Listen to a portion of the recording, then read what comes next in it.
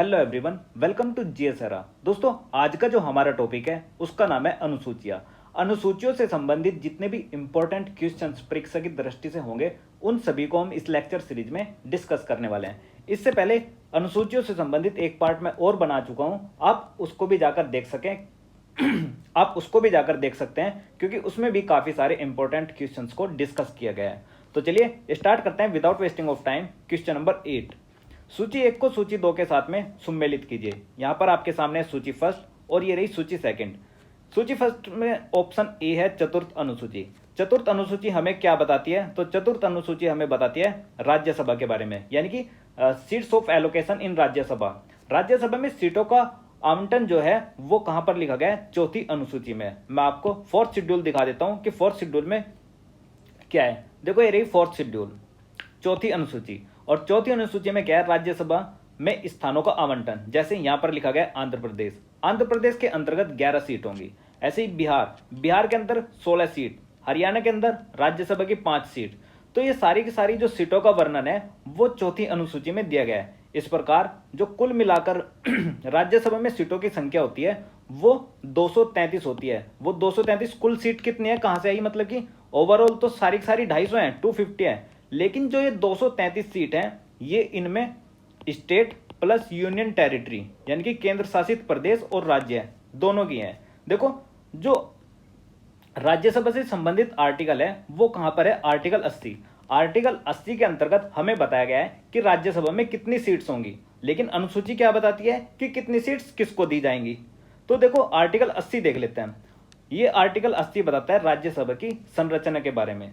First क्या पढ़ते हैं इसमें कि राष्ट्रपति द्वारा खंड 3 के उपबंधों के अनुसार, खंड 3 कौन सा? ये वाला, यानी कि इसके उपबंधों के अनुसार नाम निर्देशित किए जाने वाले 12 सदस्यों, यानी कि राष्ट्रपति क्या करेगा? 12 सदस्यों के नाम निर्देशित करेगा। और नेक्स्ट हम क्लॉज पढ़ते हैं ख वाली, यानी कि राज्यों के और संघराज्य अक्षेत्रों के 238 सदस्य होंगे। कितने? 238 कहां से आएंगे? राज्य से और केंद्र शासित प्रदेश से। और 12 सदस्य ये कहां से आएंगे? जिनके नाम नॉमिनेट किए जाएंगे ये आएंगे खंड 3 के उपबंधों के अधीन। और खंड 3 में उपबंध क्या कहते हैं? कि खंड 3 में उपबंध कहते हैं कि जो भी व्यक्ति साहित्य, विज्ञान, कला और समाज सेवा इन 4 फील्ड में जो भी व्यक्ति एक्सपर्ट होगा, राष्ट्रपति उसे क्या करेंगे? नॉमिनेट करेंगे, यानी कि नाम निर्देशित करेंगे उसके। और ऐसे किए जाने वाले 4 फील्ड में एक्सपर्ट कितने बंदे चुने जाएंगे? 12। और 238 सदस्य कहां से आएंगे? 238 आएंगे कुछ राज्यों से आएंगे और कुछ संघ शासित प्रदेशों से आएंगे। तो कुल मिलाकर राज्यसभा में यानी कि 250 सीटों का वर्णन किया गया है। आई बात समझ में आपके? अब दिखा देता हूं मैं ये वाली स्लाइड आपको। जो चौथी अनुसूची है वो चौथी अनुसूची बताती है हमें कि दिल्ली क्या है? एक केंद्र शासित प्रदेश है।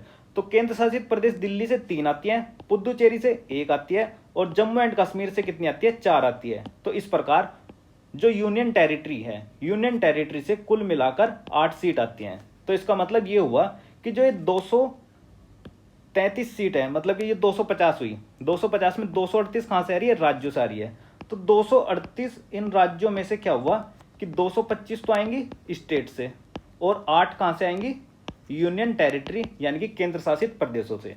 और 8 यूनियन टेरिटरी में वो सीट कहां से? एक तो है वो 3 दिल्ली से, 1 पुदुचेरी से और जम्मू एंड कश्मीर से कितनी है? 4। तो कुल मिलाकर ये इस प्रकार 8 सीट ये हो गई। और 225 कहां से आती है? राज्यों से। ये कुल मिलाकर कितनी हुई? 238। 238 सीट यानी कि इलेक्ट होती है, निर्वाचन होता है। और अगर इसमें 12 सीट जोड़ दूं ये वाली, तो ये कुल मिलाकर कितनी हो जाएगी? 250। क्योंकि ये जो 12 सीट है इनके नाम नॉमिनेट होते हैं, इन पर इलेक्शन नहीं होता। ठीक है। नेक्स्ट हम बात करते हैं छठी अनुसूची। जो छठी अनुसूची है वो हमें जनजातीय क्षेत्रों के बारे में ब्यौरा देती है। नेक्स्ट हम बात करते हैं 8वीं अनुसूची। 8वीं अनुसूची हमें क्या बताती है? भाषाओं के बारे में बताती है। देखो, इस प्रकार इसका ऑप्शन देख लेते हैं। पहले क्या हुआ? जैसे ए का थर्ड मुझे कहां दिख रहा है? ये तो ए का थर्ड ए के ऑप्शन में, तो option C is the right answer. इस तरीके से भी आपको थोड़ा सा एनालिसिस कर लेना है। अब हम बात करते हैं 8वीं अनुसूची। 8वीं अनुसूची में क्या है? भाषाओं का जिक्र किया गया है। और भारतीय संविधान की 8वीं अनुसूची में कितने प्रकार की भाषाएं हैं? 22 भाषाओं का वर्णन किया गया है। जबकि जो हमारा ओरिजिनल कॉन्स्टिट्यूशन था, यानी कि जो मूल संविधान था, उस समय पर भारतीय संविधान में भाषाओं की संख्या 8 थी। उस समय पर भारतीय संविधान में भाषाओं की संख्या कितनी थी? 14 भाषाएं थी। लेकिन समय की परिस्थिति के हिसाब से धीरे धीरे इसमें संख्या बढ़नी शुरू हो गई और 8 भाषाएं बढ़ी। तो वर्तमान में कितनी हो गई? 22 भाषाएं हो गई। ठीक है, यानी कि 8वीं अनुसूची में जो भाषाओं की संख्या है वो कितनी है? 22 है। 8वीं अनुसूची में भाषाओं की संख्या 22 है, जबकि जो ओरिजिनल कॉन्स्टिट्यूशन था, मूल संविधान था, उसमें संख्या कितनी थी? 14। 8 भाषाएं बढ़ी हैं बाद में, आज के समय पर कितनी होगी? 12। अब ये 8 भाषाएं कोई एक बार में तो नहीं बढ़ा दी, इनको 3 बार में बढ़ाया गया। तो जब भी कभी संविधान में कोई चीज जोड़ी जाती है या हटाई जाती है तो उसके लिए सामान्यतः संविधान में संशोधन करने की आवश्यकता होती है। तो एक संविधान संशोधन किया हमने 21वां, जो कि वर्ष 1967 ईस्वी में हुआ। उसके बाद हमने किया 71वां संविधान संशोधन और उसके बाद किया हमने 92वां संविधान संशोधन। 21वें संविधान संशोधन के द्वारा हमने सिंधी भाषा को जोड़ा। 71वें संविधान संशोधन के द्वारा हमने नेपाली, मणिपुरी व कोंकणी, नमक से याद रखना, नमक NMK, नेपाली, मणिपुरी व कोंकणी 3 भाषाओं को जोड़ा। ऐसे ही जो 92वां संविधान संशोधन अधिनियम है उसके माध्यम से हमने 4 भाषाओं को जोड़ा। BDMS यानी कि बोडो, डोगरी, मैथिली और संथाली। तो इस प्रकार 1 ये हुई और 3 ये हुई, 4 और 4 ये 8। तो इन 8 भाषाओं को बाद में जोड़ा समय की परिस्थितियों के हिसाब से। इसके लिए 21वां संविधान संशोधन, 71वां संविधान संशोधन और 92वां संविधान संशोधन किए गए। नेक्स्ट हम बात करते हैं 9वीं अनुसूची। 9वीं अनुसूची भूमि सुधार से संबंधित है। क्यों? क्योंकि देखो भूमि सुधार से संबंधित है। इस 9वीं अनुसूची को क्या हुआ? प्रथम संविधान संशोधन यानी कि फर्स्ट कॉन्स्टिट्यूशन अमेंडमेंट एक्ट 1951 के द्वारा भारतीय संविधान में जोड़ा गया। क्योंकि आपको पता होगा कि भारतीय संविधान में पहले 8 अनुसूचियां थी, 22 भाग थे और 395 अनुच्छेद थे। लेकिन वर्तमान में अनुसूचियों की संख्या कितनी हो चुकी है? 8 की जगह 12 हो चुकी है। ये भी क्या हुए? 4 अनुसूचियों को धीरे धीरे समय के हिसाब से संविधान में संशोधन किया और उनकी संख्या कितनी हो गई? 12 हो गई। तो आज के समय पर कितनी है? 12 अनुसूचियां है। लेकिन जब 9वीं अनुसूची को जोड़ा गया तो 9वीं अनुसूची को प्रथम संविधान संशोधन के माध्यम से वर्ष 1951 में जो किया गया था उसके माध्यम से संविधान में जोड़ा गया। और ये किसकी सरकार के द्वारा किया गया था? तो पंडित जवाहरलाल नेहरू जी के द्वारा यह संशोधन किया गया था। इसमें भूमि के सुधार से संबंधित प्रावधानों को जोड़ा गया था, यानी कि लैंड रिफॉर्म्स को। जो जमींदारी व्यवस्था थी उसका उन्मूलन किया गया और भूमि से संबंधित जितने भी विकास के कार्य थे उससे संबंधित नियमों को इस अनुसूची में डाला गया। समझ आया? और दूसरी विशेषता इसकी एक ये भी थी, ये भी ध्यान रखना है। जैसे ये एक सूची है, सपोज करो ये क्या है? 9th शेड्यूल है। विधि क्या है? मतलब कि जो विधायिका है, जो हमारी विधायिका के द्वारा कोई भी कानून बनाया गया या फिर उपबंध बनाकर 9वीं अनुसूची में रख दिया गया, तो जो भी कानून इस 9वीं अनुसूची में रखा गया ना, उस पर जो हमारी न्यायपालिका है वो जुडिशियल रिव्यू नहीं कर सकती थी। यानी कि कोई भी कानून अगर विधायिका ने बनाकर 9वीं अनुसूची में रख दिया तो उस पर जो हमारी न्यायपालिका है वो न्यायिक समीक्षा नहीं कर सकती, उस कानून का न्यायिक पुनरावलोकन नहीं कर सकती। उसको किससे बाहर रखा गया? उस कानून को न्यायिक पुनरावलोकन से बाहर रखा गया कि वो जनता के हित में है या नहीं है, वो किसी भी प्रकार का हो सकता है। आप क्या करोगे? उसके न्यायिक समीक्षा नहीं कर सकते। ये पाबंदी लगा दी गई जुडिशियरी के ऊपर 9th शेड्यूल में। तो देखो स्टार्टिंग में क्या हुआ? स्टार्टिंग में तो इसमें भूमि सुधार से संबंधित प्रावधान बनाती थी गवर्नमेंट और इसमें डाल देती थी। लेकिन धीरे धीरे विधायिका का आशय चेंज होता चला गया और इसमें क्या करा उन्होंने? मतलब कि धीरे धीरे वो उन्होंने क्या करा? इसका मिसयूज करना शुरू कर दिया। इसमें कुछ कानून व प्रावधान ऐसे बनाती थी जो कि सही नहीं थे और उठाकर 9th शेड्यूल में रख देते थे। अब 9th शेड्यूल में रखने का कारण क्या था? क्योंकि अब जुडिशियरी तो कुछ कर नहीं सकती, क्योंकि जुडिशियरी की जुडिशियल जो रिव्यू पावर है उसको छीना हुआ था। अब आप लोगों के मन में ये आ रहा होगा कि यार ये जुडिशियल रिव्यू क्या है? तो फिलहाल के लिए सिर्फ इतना जान लो कि जो जुडिशियल रिव्यू होता है ना, जुडिशियल रिव्यू एक न्यायपालिका की शक्ति होती है जो क्या करती है? अगर कोई विधायिका किसी विधि का निर्माण करती है तो उसकी जो संवैधानिक प्रक्रिया के हिसाब से जांच करती है वो क्या होती है? जुडिशियल रिव्यू होता है। यानी कि संवैधानिक तरीके से कोई कानून अगर विधायिका ने बनाया है तो वो बरकरार रहेगा। अगर वो संवैधानिक परिस्थितियों के हिसाब से सही नहीं बैठता है तो वो क्या कर दिया जाएगा? खत्म कर दिया जाएगा। उसी पावर को बोलते हैं जुडिशियल रिव्यू। यानी कि विधायिका के द्वारा बनाए गए विधि की जांच संवैधानिक तरीके से करना क्या कहलाता है? जुडिशियल रिव्यू कहलाता है। ये किसके पास पावर है? न्यायपालिका के पास में शक्ति है। अब हुआ क्या? देखो विधायिका का आशय गलत होता चला गया, वो इसका मिसयूज करने लगी धीरे धीरे। तो एक समय ऐसा आया वर्ष 2007 में एक केस आया, IR. Coelho case. IR. Coelho case आया, IR. Coelho versus state of Tamil Nadu 2007 का केस है। उसमें यह डिसीजन लिया गया कि देखो यार, अगर कोई भी विधि 24 अप्रैल 1973 के बाद से इस अनुसूची में जोड़ी गई तो उसका हम क्या करेंगे, जुडिशियल रिव्यू करेंगे। लेकिन अगर उससे पहले कोई विधि है, ठीक है, अगर कोई उससे पहले की विधि है उसका हम जुडिशियल रिव्यू नहीं करेंगे। यानी कि एक डेडलाइन बना दी, क्या बॉर्डर लाइन बना दी कि 24 अप्रैल 1973 की सारी विधि उनका जुडिशियल रिव्यू हो सकता है, और जो उससे पहले की विधि है उनका जुडिशियल रिव्यू यानी कि न्यायिक पुनर्विलोकन नहीं किया जा सकता। ये बात किस में कही, IR. Coelho versus state of Tamil Nadu का जो केस आया था 2007 में, उसमें यह बात कही गई। और 24 अप्रैल 1973 के क्यों कहा, क्योंकि देखो 24 अप्रैल 1973 को आया था Keshavananda Bharati versus state of Kerala का केस, जो कि काफी फेमस है। और उसमें कहा गया था बेसिक स्ट्रक्चर का कंसेप्ट डेवलप किया गया था, तो उसी के साथ इसका कंपेयर किया। तो उसमें देखा गया कि अगर कोई चीजें बेसिक स्ट्रक्चर का हनन करती है तो हम उनका जुडिशियल रिव्यू कर सकते हैं। और नॉट ओनली बेसिक स्ट्रक्चर, अगर देखो 1973 के बाद से जो भी विधि जोड़ी गई उसका हर एक काम रिव्यू करेंगे, ये बात कही गई। क्योंकि इसमें बेसिक स्ट्रक्चर का कंसेप्ट किसमें आता, Keshavananda Bharati versus state of Kerala के केस में। ठीक है, इतनी बातें आपको याद रखनी है इस केस से, इस क्वेश्चन से। बाकी इसके ऊपर जो केशवानंद भारती और आई.आर. कोहिलियो केस है और इनका 9th शेड्यूल के साथ में क्या रिलेशन है, उसके ऊपर मैंने एक अलग से सेपरेट वीडियो बना रखी है। अगर आप इंटरेस्टेड हो और ज्यादा जानना चाहते हो तो वो जाकर देख सकते हो। चलिए चलते हैं नेक्स्ट क्वेश्चन पर। देखो ये उसकी एक्सप्लेनेशन है कि आई.आर. कोहिलियो बनाम तमिलनाडु केस कब आया था, 2007 में आया था। और जो 9th शेड्यूल है इस समय पर उसमें 282 नहीं 284 विधियां हैं। ठीक है, इसको सही कर लेना, 284 है, 284। और प्रथम संविधान संशोधन के द्वारा हमारे संविधान में 31 ख और 31 क को जोड़ा गया था। ये बातें भी ध्यान रखनी है। और ये क्या करता है, देखो जो जुडिशियल रिव्यू होगा ना, जुडिशियल रिव्यू में हम किस चीज की टेस्टिंग करेंगे, जुडिशियल रिव्यू में आर्टिकल 14, आर्टिकल 19 और आर्टिकल 21 की हम मतलब इनको बेस मानते हुए, आधार मानते हुए क्या करेंगे, उसका न्यायिक पुनराविलोकन करेंगे कि कहीं ये इन जो आर्टिकल्स हैं, आर्टिकल 14, आर्टिकल 19, आर्टिकल 21, इनका हनन तो नहीं कर रहा। अगर वो इनका हनन करता है कोई भी कानून, तो वो क्या हो जाएगा, उसको खत्म कर दिया जाएगा, चाहे वो 9वीं अनुसूची में ही क्यों ना हो। ठीक है, अब देखो क्या हुआ कि इसको क्या बोलते हैं, इसको गोल्डन ट्रायंगल बोलते हैं इन तीनों आर्टिकल्स को। ठीक है, ये बातें आपको ध्यान रखनी है।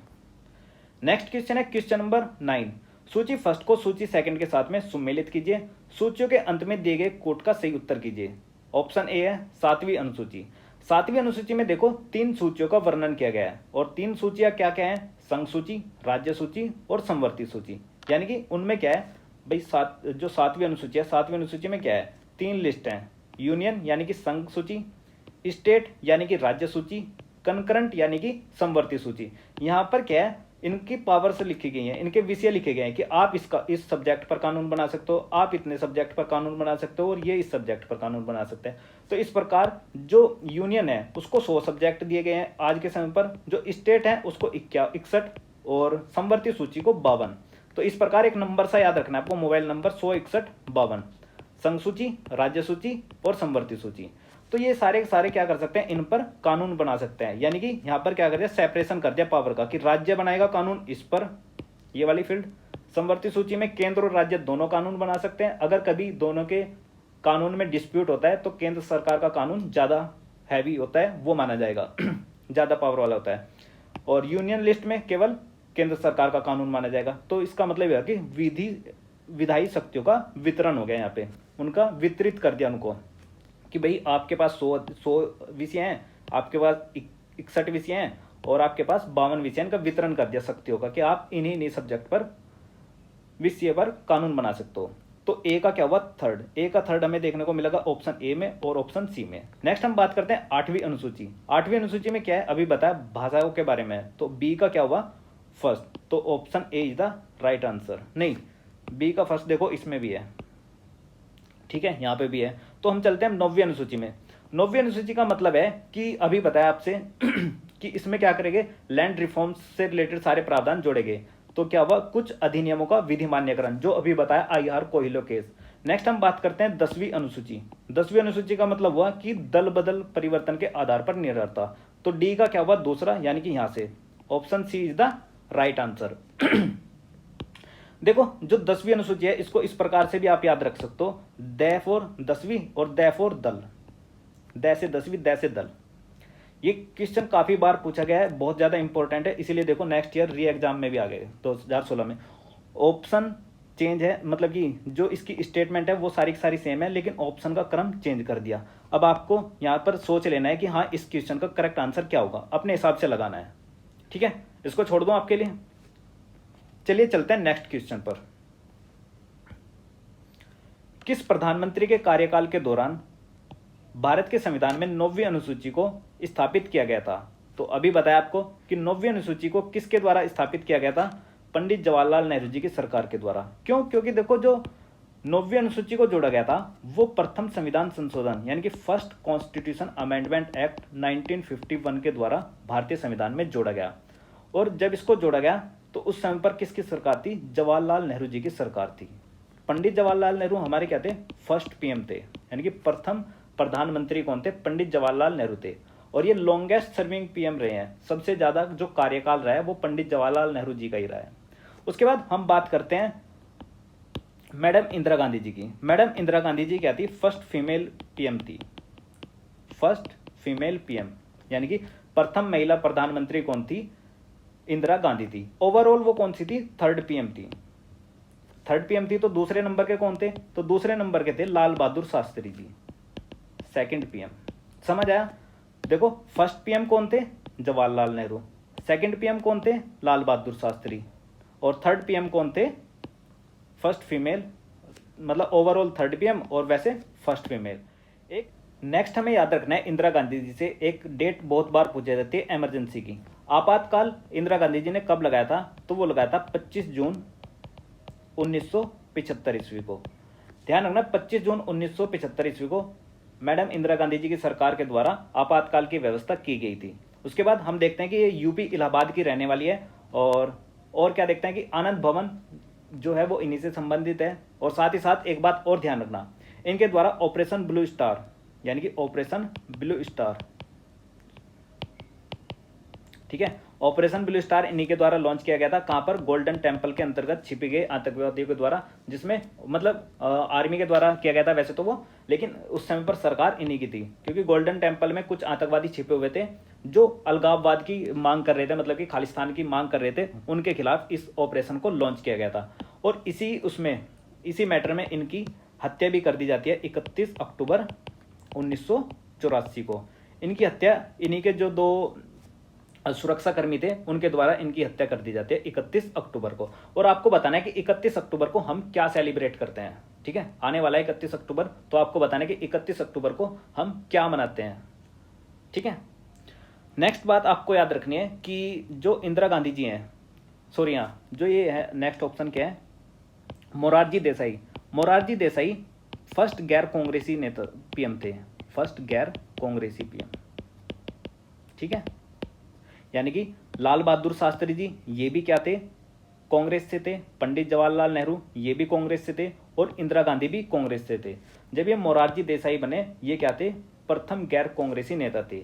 Indira Gandhi first female PM थी और थर्ड पीएम थी overall. Lal Bahadur Shastri second number के पीएम थे और जवाहरलाल नेहरू फर्स्ट पीएम थे। लॉन्गेस्ट सर्विंग पीएम भी यही रहे हैं। तो इतनी बातें शायद आपको याद रहेंगी इनसे संबंधित। अब बात करते हैं नेक्स्ट क्वेश्चन की। क्वेश्चन नंबर 12, राज्य भूमि सुधार अधिनियमों को संवैधानिक सुरक्षा प्रदान करने हेतु सम्मिलित किया गया है। तो ऑप्शन है आपके सामने 7वीं अनुसूची, 9वीं अनुसूची, 8वीं अनुसूची और 10वीं अनुसूची। देखो इस क्वेश्चन का करेक्ट आंसर होगा option B, 9th schedule. 9th schedule में क्या हुआ? भूमि के सुधार से संबंधित नियमों को जोड़ा गया था। ये बात आपको काफी बार बता चुका हूं। ये भी पूछा जाता है कि 9वीं अनुसूची को कब जोड़ा गया? तो याद हो गया होगा आपके, फर्स्ट कॉन्स्टिट्यूशन अमेंडमेंट एक्ट हुआ 1951 में, यानी कि प्रथम संविधान संशोधन अधिनियम के द्वारा वर्ष 1951 ईस्वी में पंडित जवाहरलाल नेहरू जी की सरकार के द्वारा क्या हुआ? 9वीं अनुसूची को जोड़ा गया, जिसमें क्या था? भूमि के सुधार से संबंधित अधिनियमों को जोड़ा गया था। नेक्स्ट अगर हम बात करते हैं 10वीं अनुसूची। 10वीं अनुसूची कब जोड़ी गई? तो 10वीं अनुसूची को 52 यानी कि 52वें नंबर का संविधान संशोधन हुआ कब? 1985 ईस्वी में। ये किसके द्वारा किया गया? ये राजीव गांधी जी की सरकार के द्वारा किया गया था। 10वीं अनुसूची में बेसिकली ये था कि यदि कोई सांसद या फिर विधायक, यदि कोई सांसद या विधायक अपने दल का परिवर्तन करता है या फिर दल के खिलाफ जाकर वोट करता है, तो उसकी क्या होगी? सदस्यता को रद्द कर दिया जाएगा, अर्थात उस पर एडीएल यानी कि एंटी डिफेक्शन लॉ क्या हो जाएगा, लागू हो जाएगा। एंटी डिफेक्शन लॉ मतलब दल बदल निवारक अधिनियम, दल बदल निरोध, हिंदी में पता नहीं, दल बदल निरोध अधिनियम बोलेंगे इसको, ठीक है। नेक्स्ट हम बात करते हैं 10वीं अनुसूची। जो 10वीं अनुसूची है इसको 52वें संविधान संशोधन के द्वारा वर्ष 1985 ईस्वी में जोड़ा गया था। इस समय पर जो प्रधानमंत्री थे वो थे राजीव गांधी। तो इसमें ध्यान रखना 10वीं अनुसूची में है क्या, तो 10वीं अनुसूची में क्या है, दल बदल निरोधक कानून है, यानी कि anti defection law, anti defection law या फिर दल बदल निरोधक अधिनियम या कानून, ठीक है, एडीएल, एंटी डिफेक्शन लॉ। अब ये क्या था, देखो एंटी डिफेक्शन लॉ का मतलब था कि यदि कोई भी सांसद या फिर विधानमंडल का सदस्य यानी कि विधायक, यदि कोई सांसद या फिर विधायक अपने दल से अलग जाकर वोट करता है या फिर स्वेच्छा से क्या करेगा, वो अपने दल का परित्याग कर दे, तो उसकी सदस्यता क्या हो जाएगी, रद्द हो जाएगी। किसके माध्यम से, एडीएल यानी कि एंटी डिफेक्शन लॉ के माध्यम से। जैसे आजकल चर्चाओं में कौन है, शरद पवार। शरद पवार की क्या हुई, और उनके जो कुलीग्स है उसकी भी दोनों की नागरिकता, वो नागरिकता कह रहा हूं, जो सदस्यता है उनको समाप्त कर दिया गया एंटी डिफेक्शन लॉ के द्वारा। ये किसके द्वारा लाया गया था, राजीव गांधी जी की सरकार के द्वारा। और ध्यान रखना, अगर कोई सपोज करो कि निर्दलीय है, यानी कि उसका कोई दल नहीं है, वो निर्दलीय सदस्य है, और निर्दलीय सदस्य से चुनाव लड़ने के बाद में क्या करे, वो 6 माह के बाद में किसी राजनीतिक दल में शामिल हो जाता है, तो उस जो व्यक्ति है, यानी कि चाहे वो विधायक हो चाहे वो सांसद हो, उसकी भी सदस्यता क्या हो जाएगी, समाप्त हो जाएगी, ठीक है। ध्यान रखना है ये बातों को। और इससे संबंधित क्या हुआ, 101 और 102 यानी कि सांसदों के लिए, और विधायकों के लिए क्या 190 और 191 में क्या हुआ, आर्टिकल में संशोधन किया गया। ये बात ध्यान रखनी है, कब, किसके माध्यम से, 52nd कॉन्स्टिट्यूशन अमेंडमेंट एक्ट 1985 के द्वारा। नेक्स्ट हम बात करते हैं 8वीं अनुसूची। 8वीं अनुसूची में कितनी भाषाएं हैं, 22 भाषाएं हैं। लेकिन जब ओरिजिनल कॉन्स्टिट्यूशन जो 26 नवंबर 1949 को बनकर तैयार हुआ था और 26 जनवरी 1950 में लागू हुआ था, उस समय पर भारतीय संविधान में भाषाओं की संख्या 14 थी। लेकिन बाद में कितनी, 8 नई भाषाओं को जोड़ा गया। वो भाषाएं कौन कौन सी थी मैं आपको बता चुका हूं। नेक्स्ट हम बात करते हैं 7वीं अनुसूची। 7वीं अनुसूची में 3 सूचियों का जिक्र किया गया है। एक है संघ सूची, दूसरी राज्य सूची और तीसरी समवर्ती सूची। संघ सूची वो सूची होती है जिसके अंतर्गत केवल केंद्र सरकार कानून बना सकती है। राज्य सूची वो सूची होती है जिस पर राज्य सरकार कानून बनाती है। और समवर्ती सूची वो सूची होती है जिस पर दोनों के दोनों, यानी कि संघ भी और राज्य भी, दोनों के दोनों क्या कर सकते हैं, कानून का निर्माण कर सकते हैं। अगर कभी दोनों के कानून में डिस्प्यूट हुआ, विभेद हुआ, तो क्या माना जाएगा, संघ सरकार का कानून माना जाएगा हमेशा। इस समय पर जो संघ सरकार है उसके पास 100 विषय हैं जिन पर वह कानून बना सकता है। और ऐसे ही राज्य के पास में कितने विषय हैं, 61 विषय हैं। और समवर्ती सूची में कितने विषय हैं, 52 विषय हैं। तो इस प्रकार एक मोबाइल नंबर से आपको याद रखना है 16152, ठीक है, याद रहेगा 16152। ये लिखते रहना, 1-2 बार में याद हो जाएगा। लेकिन ध्यान रखना, एक 42वां संविधान संशोधन अधिनियम हुआ था वर्ष 1976 ईस्वी में, सभी को पता होगा, जिसको मिनी कॉन्स्टिट्यूशन कहते हैं। जो राज्य सूची है, राज्य सूची में पहले 66 विषय होते थे, जो इसके 5 विषय कम हुए, और समवर्ती सूची में होते थे कितने, 47 विषय थे। तो राज्य सूची के 5 विषयों को निकालकर किस में रख दिया गया, समवर्ती सूची में। अब समवर्ती सूची में जब ये 5 विषय रखे गए तो इनकी संख्या कितनी हो गई, 52 हो गई। और इसी प्रकार जो 66 थे, 66 की संख्या घटकर कितनी हो गई, 61 हो गई। ये किसके द्वारा हुए, 42वें संविधान संशोधन के द्वारा किए गए। ये 5 कौन कौन से वो थे, प्रावधान थे, मैं आपको दिखा देता हूँ। ये देखिए आपके कोने में लिस्ट है। ये 5 प्रावधानों को किसके माध्यम से किया गया, जैसे कि 1 है, 6 है, इनको 42वें संविधान संशोधन अधिनियम के द्वारा शिफ्ट किया गया था, ठीक है। अब इस पर क्या करेंगे, इन 5 के 5 अधिनियमों पर राज्य सूची से निकाल दिया, तो अब किस में डाल दिया, समवर्ती सूची में। अब इन 5 के 5 पर केंद्र और राज्य सरकार दोनों कानून बना सकती है। नेक्स्ट है क्वेश्चन नंबर 13। निम्नलिखित कथनों पर विचार कीजिए। भारत की संसद किसी कानून विशेष को भारत के संविधान की 9वीं अनुसूची में डाल सकती है। ये बात बिल्कुल करेक्ट है, हम डिस्कस कर चुके हैं इस बात को, कि विशेष पावर देती है किसको, पार्लियामेंट को, यानी कि विधायिका को, कि कोई एक विशेष प्रावधान बनाए, कानून बनाए, उसको उठा के 9वीं अनुसूची में डाल सकते हैं। कौन, हमारी संसद।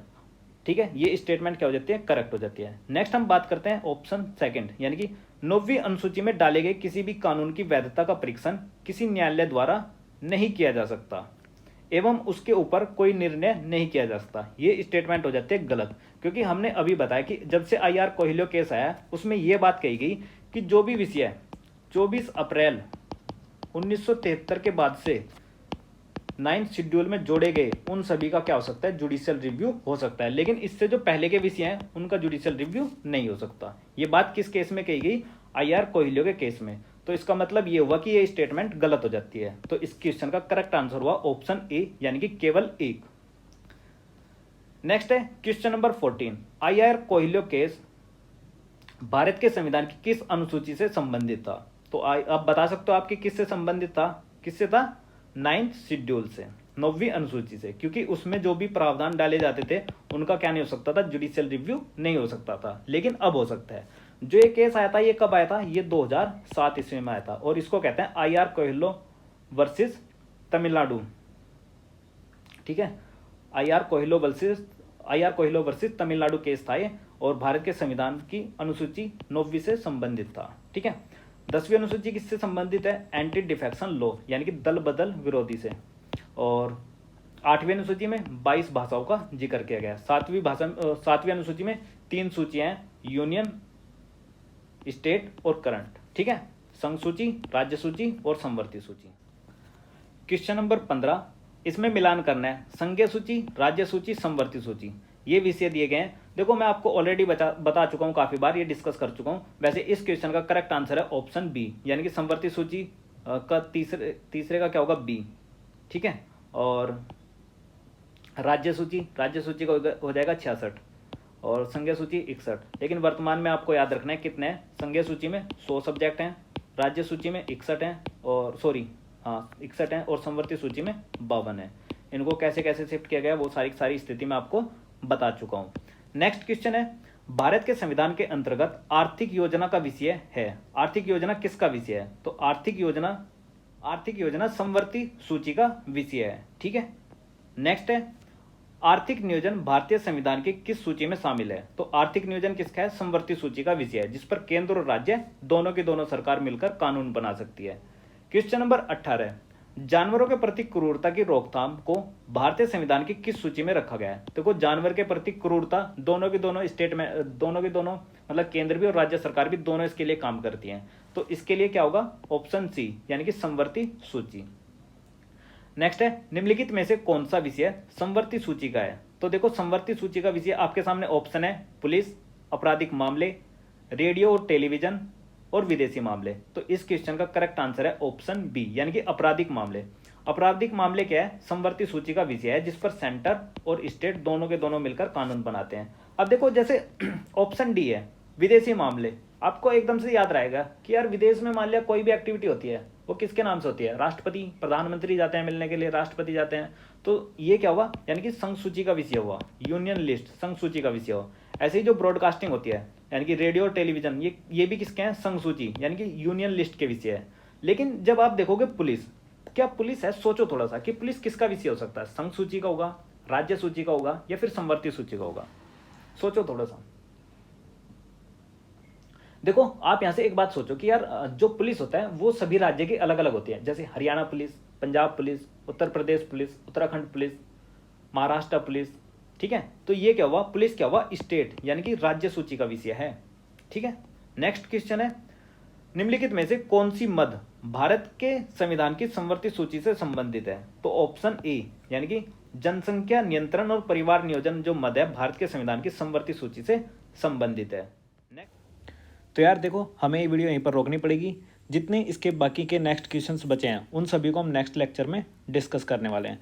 तो चलिए ये था इस वीडियो का एंड। आई होप आपको ये वीडियो पसंद आया होगा। अगर आपको ये वीडियो पसंद आया इस वीडियो को लाइक कीजिए और अपने दोस्तों को शेयर कीजिए। तो मिलते हैं नेक्स्ट वीडियो में। Thank you for watching GSRA।